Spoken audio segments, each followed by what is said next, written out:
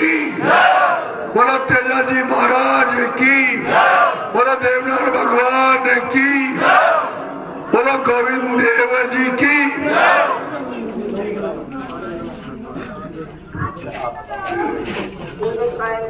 वो मेरे दो चीज पता लग गया।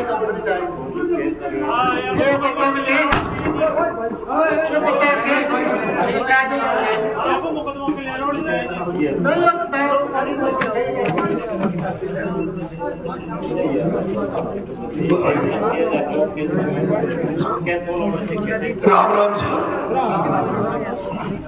मैं 25 तारीख को नॉमिनेशन भरने के बाद प्रचार के लिए जितने भी गांव में गया, सब गांवों में कोई कोई समस्या खड़ी है। कई जगह बड़ी समस्या, कई जगह छोटी समस्या। कुछ समस्या तो ऐसी है जो हर जगह ही व्यापक है, जो है भ्रष्टाचार।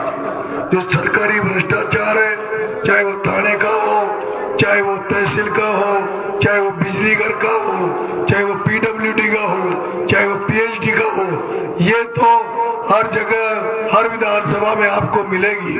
लेकिन यहाँ इस विधानसभा में मैंने कुछ ऐसी शिकायतें सामने आई है, ऐसी समस्याएं सामने आई है। जैसे मैं कल जिस एरिया में मैं कल घूम रहा था, यहाँ बिसलपुर की डैम है, यहाँ पे बनास नदी बहती है और उस बनास नदी का पानी जयपुर तक जाता है, अजमेर तक जाता है, दूदू जाता है, दौसा जा रहा है। और देवली उनियारा में सैकड़ों गांव ऐसे हैं जहाँ शुद्ध पानी पीने का नहीं है।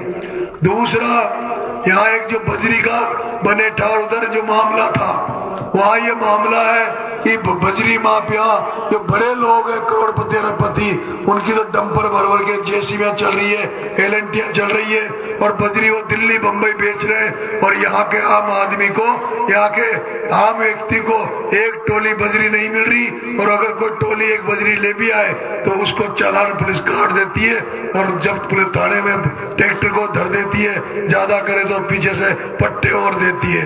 उसी तरह से बनेठा के पास में मैं गया तो वहाँ किसान भाई धरना दे के बैठे थे महीनों से, और उनकी मांग ये थी कि जो यहाँ ERCB का प्रोजेक्ट आ रहा है, जो नहर बनेगी, उस नहर में जो जमीनें जा रही है, जो उनके मकान टूट रहे हैं, जो उनके पेड़ कट रहे हैं, उनको मुआवजा नहीं मिला।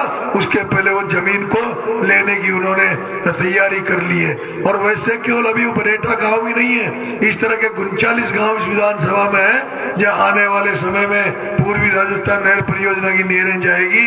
और उसके बाद अगर मुआवजा शुरू में नहीं दिया तो बाद में तुम्हें ऑफिसों के चक्कर काटने पड़ेंगे, लोगों को चक्कर काटने पड़ेंगे। लेकिन मैं देख रहा हूँ यहाँ आपने कई नेता बनाए अब तक, 70 साल में कई नेता। हरीश मीणा 2 बार रह गया, उसके पहले ये राजेंद्र गुर्जर जो अभी बीजेपी का कैंडिडेट है वो भी एमएलए रह गया।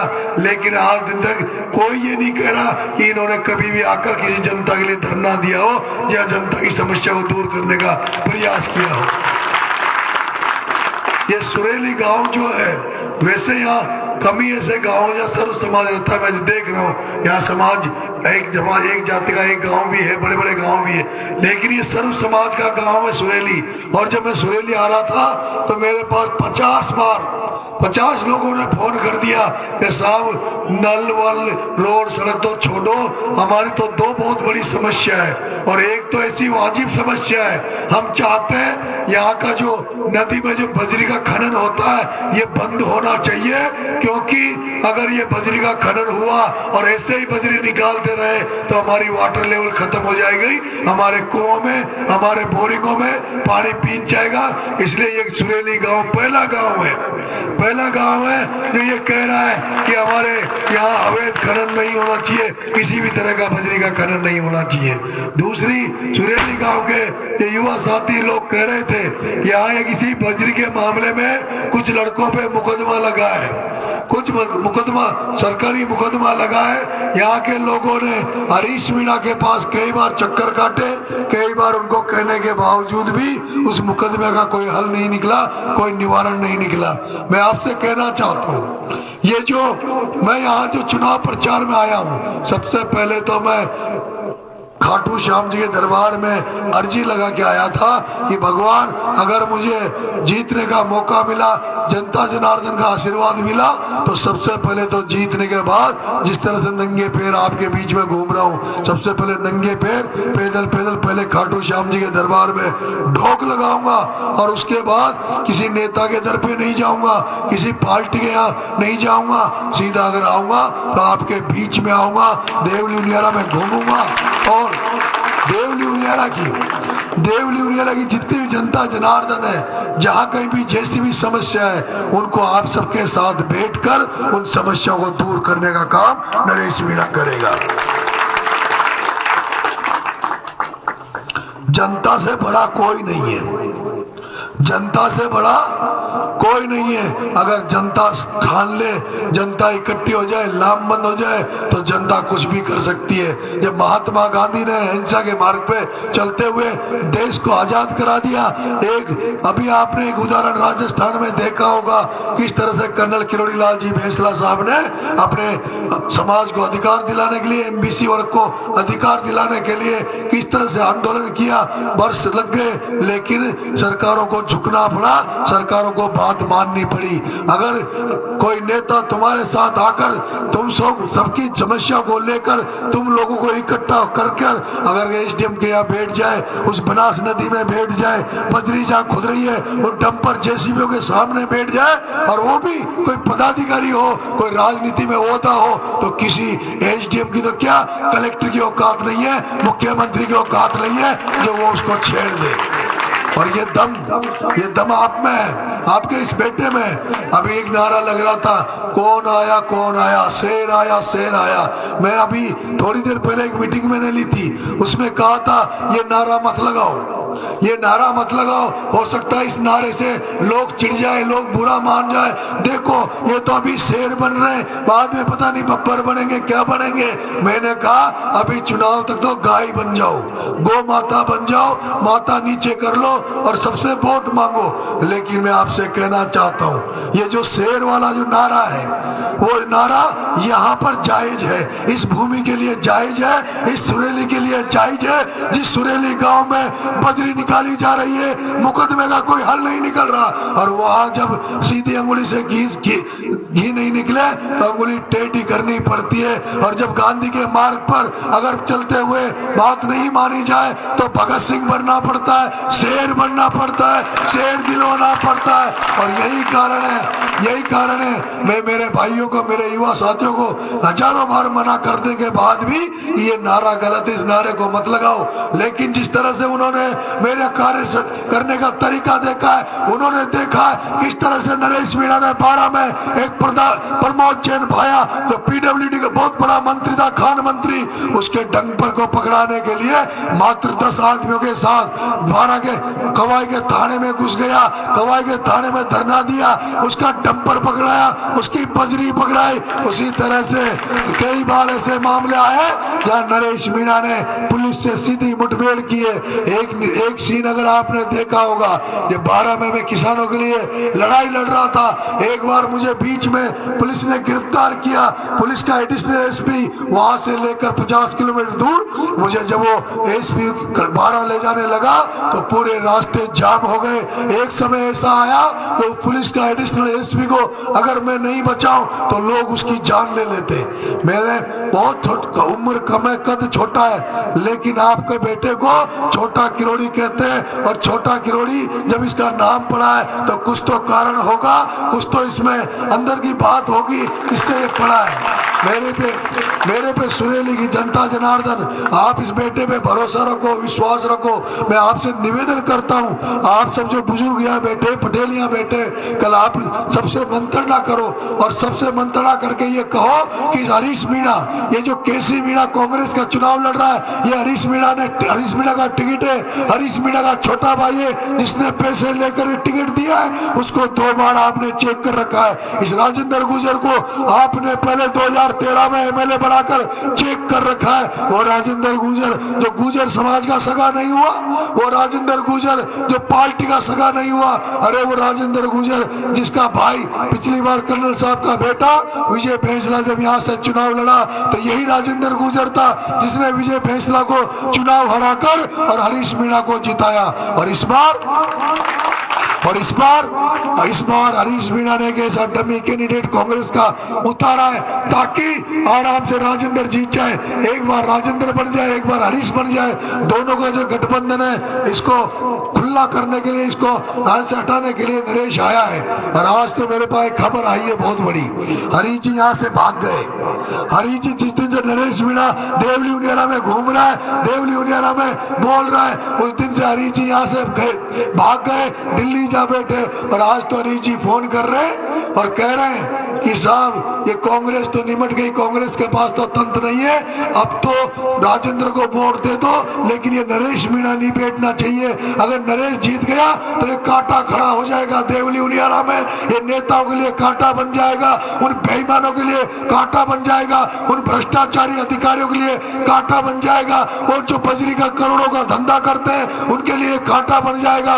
ऐसे में मेरे पंच पटेलों, मेरे माताओं, सुरीले के सभी युवा साथियों, ये तय मान लो जिन लोगों से तुम्हारा बेटा लड़ाई लड़ रहा है वो बहुत बड़े हैं। वो ओम बिरला बहुत बड़ा है, प्रमोद जैन भाया बहुत बड़ा था, ये मुरारी लाल बहुत बड़ा है, हरीश मीणा बहुत बड़ा है, लेकिन नरेश मीणा बाबा खाटू श्याम का आशीर्वाद लेके, आप सबके आशीर्वाद की दम पर, आप सबकी भावनाओं की दम पर इनसे लड़ रहा है। अभी ये मैं आप ही से उम्मीद करता हूँ कि आप इस बेटे के साथ खड़े होकर इस बेटे को इतनी ताकत दो, इतनी शक्ति दो कि मैं बड़े से बड़े बेईमानों से टकरा सकूं, बड़े से बड़े बेईमानों से मैं लड़ाई लड़ सकूं और उनको नेस्त नाबूद में कर सकूं।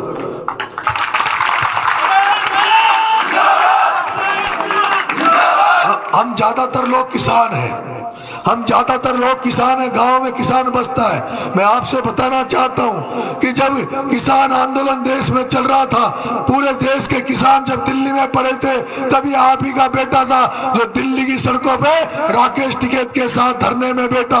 यह आप ही का बेटा था जिसने राजस्थान में बड़ी बड़ी महापंचायतों में भाग लिया, रास्ते जाम किए, और जरूरत पड़ी जब राकेश टिकैत जी ने आह्वान किया कि पूरे देश में ट्रैक जाम होना चाहिए, रेलवे लाइनें जाम होनी चाहिए, आप ही का बेटा था जिसने जयपुर में जगतपुरा में 10,000 लोगों के साथ 7 घंटे तक रेल रोक दी थी। ये आपका बेटा, ये आपका बेटा जब 12 में गया, किसानों का मामला आया, किसानों को जब खाद नहीं मिल रहा था, किसानों को फसल के बीमा के पैसे नहीं मिल रहे थे, तब 12 में कलेक्ट्री पे चढ़ गया, कलेक्टर एसपी को ट्रैक्टर पे खड़ा करके इसी नरेश मीणा ने 81 करोड़ रुपए फसल बीमा के वहां किसानों को दिलाए, वहां खाद की व्यवस्था कराई, बिजली की समस्या दूर करी। अगर इस बेटे को एक बार एमएलए बना दो, एक बार सुरेली के सर्व समाज के लोगों के चरणों में ढोक देते हुए मैं कह रहा हूं कि इन बाकी लोगों को तो आपने कई बार बना दिया, कई बार चेक कर लिया। पिछले 70 साल से कांग्रेस को वोट दे रहे हो, बीजेपी को वोट दे रहे हो, कब तक पार्टियों को देखोगे? एक बार आदमी को देखो, व्यक्ति को देखो, उसके चेहरे को देखो, उसकी भावनाओं को देखो, उसके काम करने के तरीके को देखो, और चेहरे को देख के, आदमी को देखकर वोट दो, तब जाके तो कुछ हो सकता है। नहीं तो कांग्रेस बीजेपी एक बार तू, एक बार मैं, एक बार तू, एक बार मैं, ये तो करते रहेंगे, पैसे खाते रहेंगे, टिकटों को भी पैसे की दम पे देंगे। चेयरमैन बनाओ तो पैसा चाहिए, प्रधान बनाओ तो पैसा चाहिए, और जो पैसा देके बनते हैं, जो पैसा देके बनते हैं, वो क्या करते हैं? थानेदार से कहेंगे 1 लाख रुपए बंदी चाहिए, तहसीलदार से कहेंगे 1 लाख रुपए बंदी चाहिए, आईएन जयन से कहेंगे देवली में नौकरी करनी है तो 1-2 लाख की बंदी चाहिए, और वो इनसे बंदी लेते हैं, इनके आगे दबते हैं, अधिकारी कर्मचारियों के आगे दबते हैं। मेरे भाई कह रहे थे, भाई साहब आप पटवारियों के खिलाफ बोल रहे हो, आप थानेदारों के खिलाफ बोल रहे हो, आप बिजली के आईएन जयन के खिलाफ बोल रहे हो, ये तो अगर इनके खिलाफ आप इतने ऐसे ही बोलते रहे तो सारे वोटों का नुकसान कर देंगे। सब पटवारियों के पास वोट है, आईएन जयन के पास वोट है। मैं कह रहा हूं, मैं चाहे चुनाव हार जाऊंगा, मुझे कोई फर्क नहीं पड़ता, लेकिन जो ईमानदारी की बात है उसको मैं करता रहूंगा। इस देवली उनियारा में, इस देवली उनियारा में, इस देवली उनियारा में अगर आपका बेटा एमएलए बन गया तो कोई चोर अधिकारी कर्मचारी इस देवली उनियारा की धरती पे नौकरी नहीं करेगा। जिसको यहाँ नौकरी करनी होगी, चाहे वो किसी भी पद पे हो, वही करेगा जो ईमानदारी से नौकरी करेगा, सत्यवादी से नौकरी करेगा। अगर किसी ने भ्रष्टाचार किया, अगर मेरे एमएलए बनने के बाद किसी ने रिश्वत खाई, भ्रष्टाचार किया, तो नरेश मीणा दूसरी कार्रवाई तो करेगा सही, एसीबी की कार्रवाई तो करेगा ही सही, लेकिन एक बार मैं कहना चाहता हूं, अगर कोई कर्मचारी अधिकारी मेरे बनने के बाद भ्रष्टाचार करता हुआ पाया गया तो उसका काला मुंह करके नरेश मीणा गधे पे पंदोरी निकाल देगा। मैं आप सभी लोगों से इसलिए हाथ जोड़ के निवेदन कर रहा हूं, बरसों से आप इनको बना रहा हूं, मुझे केवल 4 साल का मौका दे दो, मात्र 4 साल का। 4 साल में कुछ नहीं हो सकता, 4 साल में सारी जिंदगी तो नहीं निकल जाती। हो सकता है या तो मैं भी फर्जी हो जाऊं, या तो मैं भी हरीश मीणा की तरह हो जाऊं, या तो मैं भी राजेंद्र की तरह हो जाऊं। और अगर मैं हरीश मीणा की तरह हो गया, राजेंद्र की तरह हो गया, तो जब नरेश मीणा कहीं भी तुम्हें मिल जाए, चाहे वो देवली उड़ियारा में मिले, जयपुर में मिले, किसी भी कोने में मिले, तो नरेश मीणा के मंच पर चढ़कर जूती देना, चप्पल देना। लेकिन अगर आपने हो सकता अगर आप मुझे बना दो तो मैं आपको नया बदलाव ला कर दे दूं, यहाँ पर नया राजनीति में चेंज करके दे दूं। ऐसा एमएलए बनूं जो आप भी कहो कि वाकई में हमने इस बार बेटे को एमएलए बनाया जो हमारी सेवा कर रहा है। आप सबको बहुत बहुत धन्यवाद। रात को 12 बज रहे हुए और आप इतने लेट, रात को 1 बज रहे, और जिस तरह सुनेंगे सर्व समाज ने आज इस बेटे को आशीर्वाद दिया, इसको भरोसा दिया, विश्वास दिया, उसके लिए बहुत बहुत धन्यवाद। क्या आप मुझे समर्थन देंगे? आप खड़े करके बताइए, क्या आप पार्टी पॉलिटिक्स से ऊपर उठकर इस बेटे को वोट देंगे? मेरा चुनाव चिन्ह क्या है? मेरा चुनाव चिन्ह क्या है? गन्ने में ठोक के दोगे? मेरा चुनाव चिन्ह गन्ना है 6 नंबर पर। 6 नंबर पर सर्व समाज के चरणों में ढोक देते हुए आपके बेटे को वोट दे, समर्थन दे, आशीर्वाद दे। बहुत बहुत धन्यवाद। राम राम साहब।